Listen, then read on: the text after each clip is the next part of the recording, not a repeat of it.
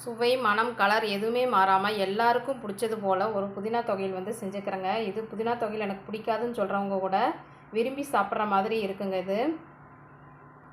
இது இட்லி, சாதம், சப்பாத்தி, தோசை எல்லாத்தோடையும் நம்ம சேர்த்து சாப்பிட்லாங்க. வெரைட்டி மீல்ஸாகவும் நம்ம சைட் டிஷ் வெரைட்டி மீல்ஸ்க்கு வந்து சைட் டிஷ்ஷாகவும் நம்ம தொட்டுக்கலாங்க. எல்லாத்துக்குமே பர்ஃபெக்டாக இருக்குங்க. தயிர் சாதம் எல்லாத்துக்குமே ரொம்ப ரொம்ப மேட்சிங்காக இருக்குங்க இது.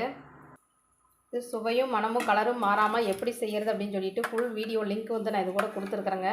தேவைப்படுச்சுன்னா நீங்களும் செஞ்சு சாப்பிட்டு பார்த்துட்டு எப்படி இருந்துச்சு அப்படின்னு சொல்லிட்டு கமெண்ட் பண்ணுங்கள், லைக் பண்ணுங்கள், ஷேர் பண்ணுங்கள், சப்ஸ்கிரைப் பண்ணுங்கள். ரேணுகா வீட்டு சமையலுக்கு பிடிச்சிருந்துச்சின்னா சப்போர்ட் பண்ணுங்கள். தொடர்ந்து நம்மளுக்கு சூப்பராக தோசைக்கு வந்து மேட்சிங்காக நான் இன்றைக்கி வந்து சட்னி செஞ்சுக்கிறேங்க. நீங்களும் செஞ்சு சாப்பிட்டு பார்த்து எப்படி இருந்துச்சுன்னு கண்டிப்பாக லைக் பண்ணி சாப்பிட்டு கமெண்ட் பண்ணுங்கள்.